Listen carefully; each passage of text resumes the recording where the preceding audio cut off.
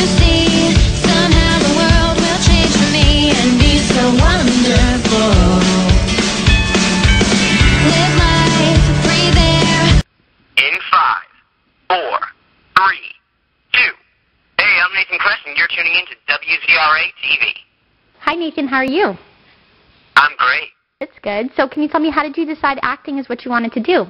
You know, actually, I got into it way early. I was about 3 years old, and a bunch of people would, go up to my parents and say, have you ever thought about, getting him into commercials or print stuff and stuff like that? So eventually we did, and I did some really small, photo shoots and voiceover stuff and nothing really big, and eventually I just got kind of tired of it. So I actually got out for about 5 years. I went to regular school all through elementary, and then right towards the end, I did a couple school plays, which kind of piqued my interest in acting again. Mm-hmm. So I got back out of school, and then when I was 11, I started acting classes and stuff again. And then in 2007, when I was 14, I got the audition for iCarly. Mm-hmm.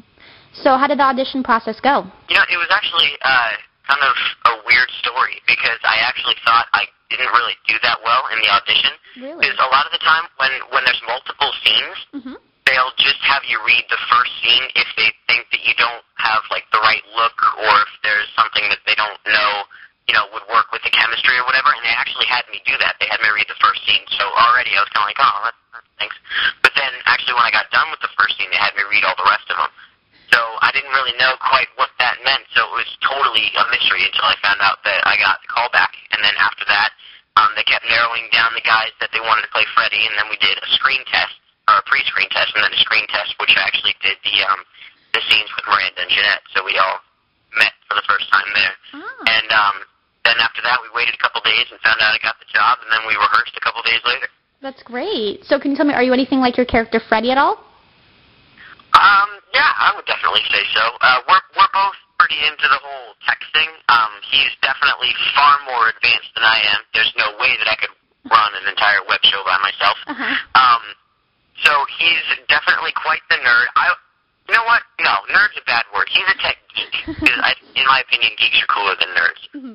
So it's kind of like a mix, But we're definitely both tech geeks, and we're all very dedicated to our friends. We'll do anything for them, and we always love to help them out. So, more and more, I'm kind of seeing a little bit more of a connection between me and Freddie. In the beginning, I didn't really think so, but we're starting to be more and more similar, I guess. Mm-hmm. So what has been your favorite episode you filmed so far? Oh, man, there's been a lot of them that we've just recently filmed that haven't aired yet. Mm-hmm. So I don't really know how much I can talk about them, but there's actually one that we just did that I absolutely loved. It was called, okay, I'll go ahead and give the title. This is a secret, so don't tell anybody. Okay. It's called I Enrage Gibby. And when I first saw that title, I was kind of freaked out, because Gibby being enraged is a pretty scary thing. Right. So basically, through a very unfortunate series of events, Gibby thinks that I cheated on his girlfriend. Mm-hmm.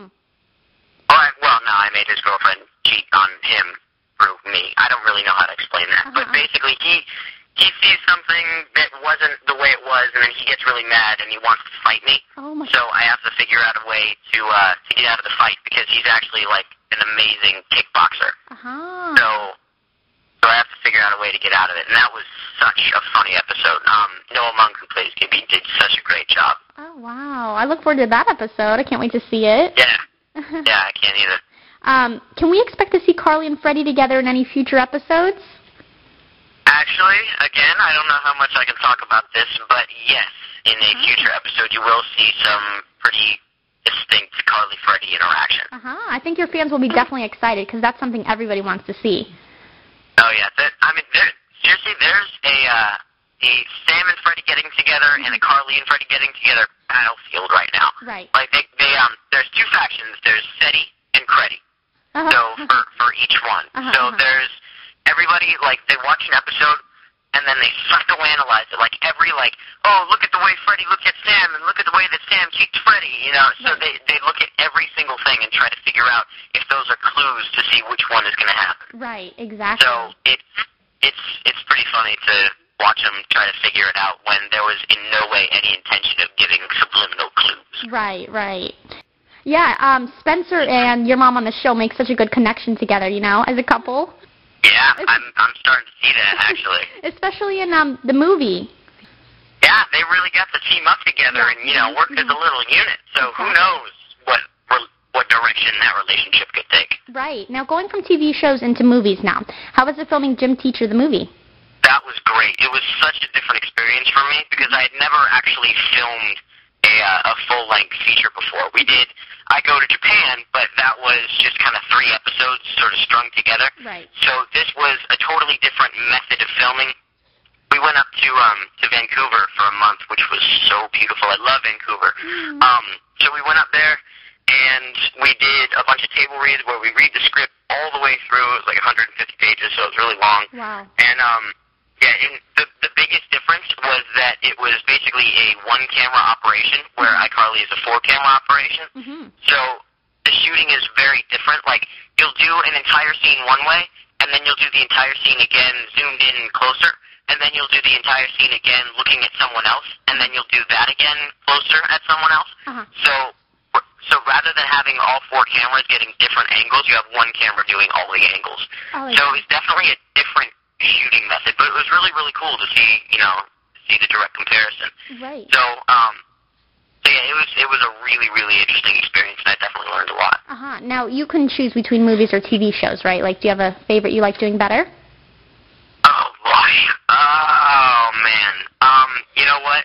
I don't really know, because most of what I've done is TV stuff, so I don't know if I've done enough movies to really make that distinction yet. But later on down the road, if I do end up doing some more movies and stuff, I might have an answer, possibly. Right, exactly. I hope to see you in some future movies. Yeah, I hope so, too. Yeah.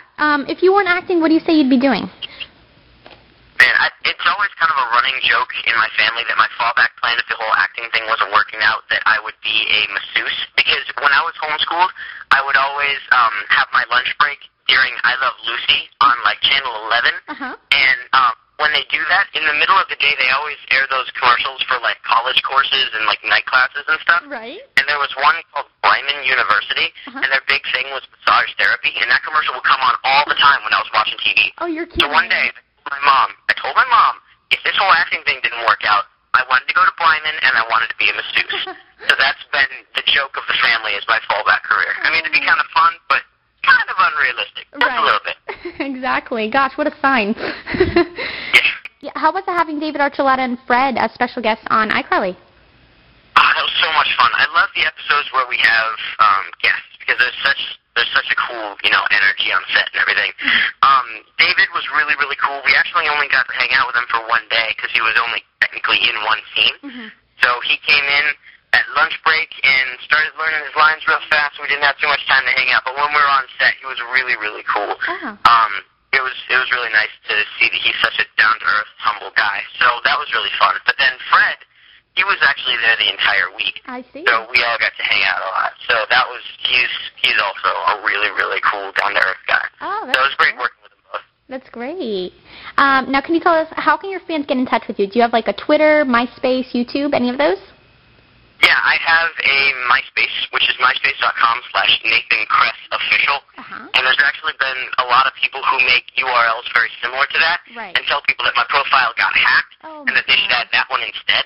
Oh, my So God. I'm trying to have those profiles deleted and stuff, but it's a real pain. So myspace.com/NathanKressOfficial is my only one. And then I'm actually working on making a website, which I don't know what the URL is going to be yet, but we're working on building that too. Oh, great.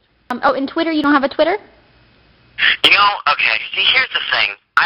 Everybody in the cast, including our executive producer, Dan Schneider, has a Twitter, and they tweet all the time. Right. But when I was in school, I had the excuse of I just don't have enough time. Like, there aren't enough hours in the day.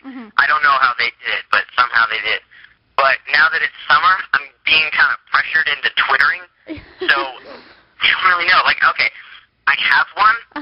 It is like a registered account, but I only made it so that I could follow other people. Like, I don't actually tweet anything, which is really funny because I have like 1,000 followers, and I've tweeted one thing, basically saying that I won't be tweeting anything. So right now, I'm kind of in limbo about that. I haven't quite made the decision if I want to, commit to that or not, or if I want to just stick to, bulletin posting on MySpace. Right. So I don't really know yet. I have one, but I haven't really started using it. Hopefully you'll start using it. We'll have to see what happens. Okay. All right.